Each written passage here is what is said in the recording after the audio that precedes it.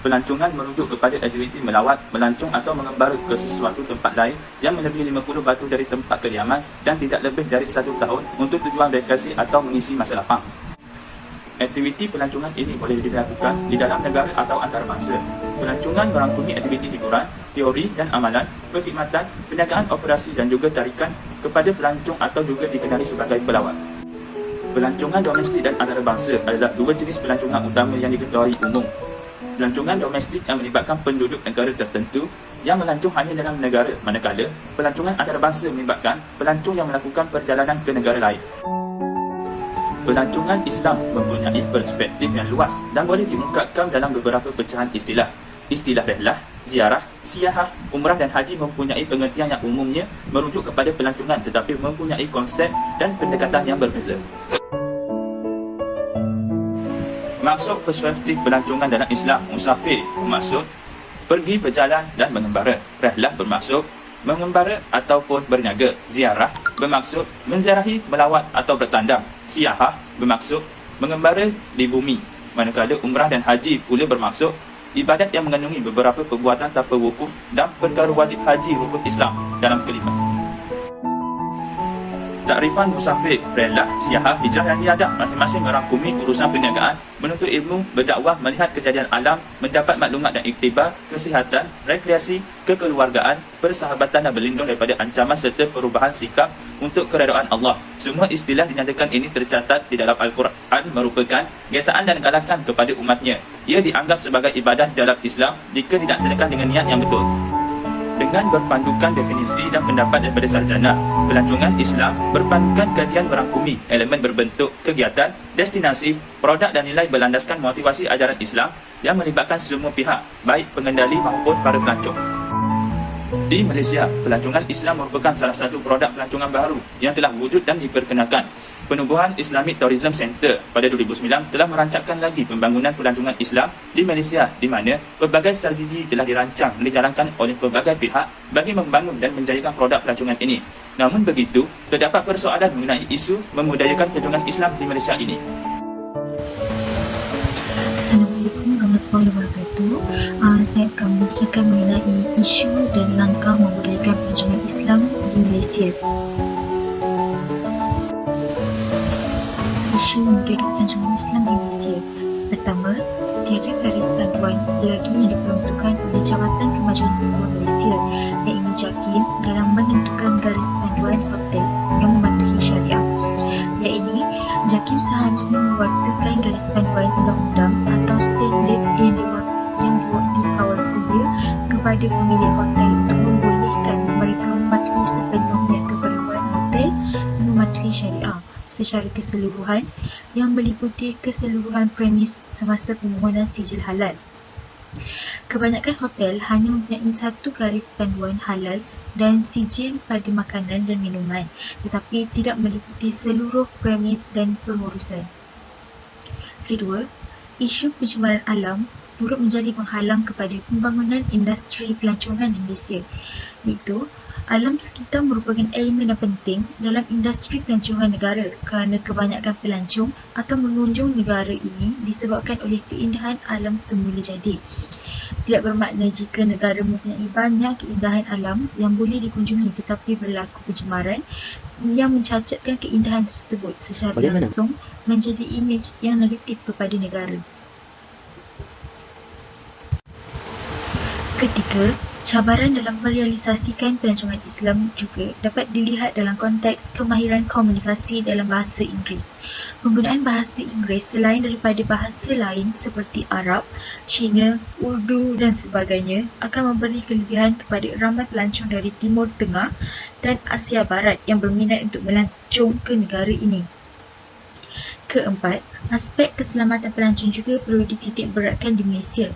Iaitu, aduan daripada pelancong mesti dilihat sebagai cara terbaik untuk memajukan industri pelancongan negara. Kejayaan atau kegagalan sesebuah destinasi pelancongan juga bergantung kepada kebolehan untuk menyediakan persekitaran yang selamat dan terjamin kepada pelancong, di mana aspek ini adalah lebih penting berbanding aktiviti ekonomi dan perkhidmatan yang lain. Keselamatan pelancong merupakan isu yang paling sensitif. Kelima, Media massa barat sering memaparkan publicity negatif mengenai negara-negara Islam. Ia mengatakan bahawa komuniti Islam merupakan komuniti yang berfikiran konservatif kerana telah melanggar penggunaan alkohol dan hiburan. Tersebarnya publicity yang negatif seperti ini telah menjejaskan industri pelancongan di negara-negara Islam terutamanya. Seterusnya, mengenai langkah membudayakan pelancongan Islam di Malaysia. Pertama, menambah baik produk pelancongan melalui pembangunan kluster pelancongan berfokus. Contohnya, Langkawi, Geopark dan Taman Laut Pulau Paya, Pulau Pinang, Bandaraya Georgetown Tapak Warisan Dunia UNESCO, Sabah, Pulau Sipadan dan Taman Kinabalu Tapak Warisan Dunia UNESCO dan Sarawak, Kampung Budaya Sarawak dan Taman Negara Gunung Mulu Tapak Warisan Dunia UNESCO. Kedua, menyediakan pelbagai kemudahan, iaitu pembangunan infrastruktur merupakan faktor penting dalam menentukan aliran kemasukan pelancong dan perkembangan industri seterusnya. Tarikan seni bina Islam sahaja belum tentu memadai untuk memikat hati pelancong.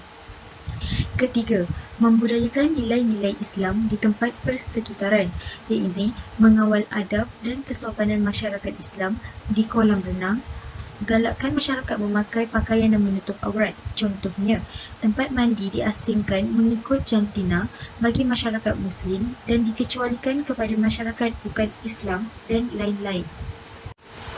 Keempat, penubuhan hotel yang berkonsepkan syariah dan proses pembinaan Islamic Heritage Trail, iaitu pengusaha pelancongan telah mula memasukkan elemen-elemen pelancongan Islam seperti waktu solat, rangkaian makanan halal dan petua perjalanan Muslim, bukan Muslim selaras dengan permintaan pelancong semasa.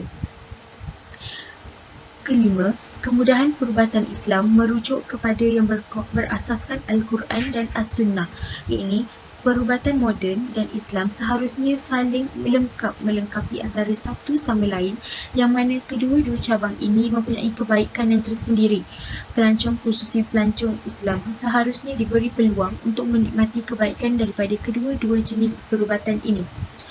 Dan terakhir sekali, iaitu membudayakan nilai-nilai Islam tradisional di dalam negara, iaitu pelancong boleh melihat dan mengutip pengalaman yang dengan melihat budaya masyarakat Islam negara ini dalam menyambut Ramadan, peluang iftar yang berbuka puasa dan terlibat dalam persiapan merayakan perayaan seperti Hari Raya Haji dan Hari Raya Puasa. Sekian. Sumber yang digunakan untuk menepasti punca dan cadangan penyelesaian adalah akhbar dan juga jurnal ataupun artikel. Sebelum itu, saya menjelaskan akhbar dan juga artikel ini tergolong dalam sumber sekunder. Di dalam akhbar, kata Menteri Pelancongan dan Kebudayaan Datuk Seri Nancy Shukri, Malaysia adalah negara terbaik bagi sektor pelancongan mesra Muslim. Pada sektor pelancongan mesra Muslim, 200.3 juta pelancong Muslim menyumbangkan sebanyak 790 bilion ringgit pembelanjaan perjalanan pada tahun 2019. Ini membuktikan potensi besarnya. Walau bagaimanapun, pandemik COVID-19 telah melumpuhkan pembangunan sektor ini yang dijangka pulih sebelum pandemik pada tahun 2023. Di dalam artikel pula, penulis telah membincangkan tentang strategi membudayakan pelancongan mesra Muslim di Malaysia dan membincangkan tentang faktor yang memajukan sektor pelancongan mesra Muslim ini. Bagaimana menilai kepercayaan sumber-sumber tersebut dan apakah kaedah pemodelan ilmu yang digunakan? Kami mendapatkan maklumat mengenai isu membudayakan pelancongan Islam di Malaysia melalui akhbar dan artikel. Akhbar dan artikel dinilaikan sebagai satu sumber yang boleh dipercayai. Hal ini kerana akhbar dan artikel telah ditafsir dan dicetak kepada umum. Melalui kaedah ini, maklumat yang diperolehi melalui kaedah wawancara, temu ramah, soal selidik dan juga kaedah tempatan. Untuk memperoleh sumber pembenaran ilmu, kami mengambil maklumat ketepatan daripada sumber sekunder. Apakah sumber sekunder? Sumber sekunder terdiri daripada bahan atau dokumen yang dikaji melalui pembacaan bahan bertulis, maklumat yang terletakkan di tempat lain. Sumber ini merupakan majalah, jurnal, ensiklopedia, akhbar, risalah, laporan tahunan jabatan dan blog. Sumber kedua melibatkan penilaian, analisis, sintesis, tafsiran atau penilaian maklumat asal. Sumber kedua merupakan bahan yang telah diolah, dicetak dan disebarkan kepada umum. Hai, Assalamualaikum. Nama saya Muhammad Arifizan bin Muhammad. Saya akan menerangkan isi terakhir iaitu tentang apakah Justifikasi dan rasional mengapa sumber dan kaedah tersebut digunakan. Justifikasi bermaksud sesuatu alasan yang kuat yang menjadikan sesuatu wajar dilakukan atau diberikan hujah atau pendapat yang dikemukakan bagi sesuatu alasan.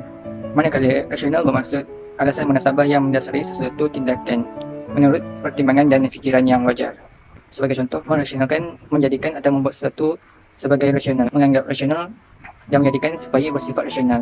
Isi yang pertama adalah mendapatkan maklumat atau info baru. Sumber artikel dan surat khabar yang digunakan ini dapat membantu pelancong Islam dari dalam dan luar negara mendapat maklumat baru yang boleh dijadikan sebagai sumber rujukan serta mendorong mereka untuk merencanakan pelancongan mereka dengan lebih efisien dan terancang. Contohnya, pelancong dapat meninjau tempat-tempat yang menarik yang ingin mereka kunjungi, merancang bajet dan yang paling penting mencari tempat persinggahan untuk solat dan beristirahat sebelum sampai ke destinasi pelancongan dan mencari restoran makanan halal sepanjang melancong di suatu kawasan di Malaysia. Justifikasi dan rasional yang kedua adalah kita dapat menimba ilmu mengenai Islam dengan yang lebih mendalam. Hal ini kerana Islam menggalakkan umatnya untuk mengembara bagi membolehkan mereka menghargai ciptaan Tuhan, mengadakan silaturahim dan menimba ilmu seperti yang telah termaktub dalam ayat Al-Quran surah Al-Ankabut ayat 20 yang bermaksud, mengembaralah kamu di muka bumi serta lihatlah bagaimana Allah akan memulakan ciptaan itu semula pada hari akhirat dalam bentuk kejadian yang baru.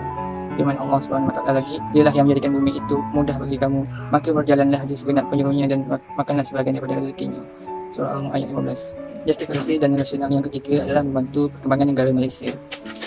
Dengan menggunakan kaedah bagi mempromosikan pelancongan Islam, membantu negara Malaysia menambah baik produk pelancongan melalui pembangunan kluster pelancongan berfokus, memudayakan nilai-nilai Islam di tempat persekitaran seperti mengawal adab dan kesempurnaan masyarakat Islam di kolam renang, menggalakkan masyarakat memakai pakaian yang menutup aurat, mencontohnya hotel yang berasaskan syariah dan proses pembinaan Islamic Heritage Trail yang membolehkan pelancong solat, mencari makanan halal dan ketua perjalanan Muslim dan bukan Muslim selaras dengan permintaan pelancong semasa yang membantu menjaga ekonomi pelancongan di Malaysia. Justifikasi dan rasional yang keempat adalah membantu dan mempromosikan perubatan Islam di Malaysia. Kaedah yang digunakan bagi memudayakan pelancongan Islam di Malaysia juga membantu memperkenalkan perubatan Islam di Malaysia yang berdasarkan Al-Quran dan As-Sunnah. Hal ini kerana pelancong luar negara dapat datang berubat penyakit yang suka disembuhkan di negara mereka melalui perubatan Islam yang diamalkan di Malaysia, sekaligus dapat memudayakan nilai-nilai Islam rasional di dalam negara.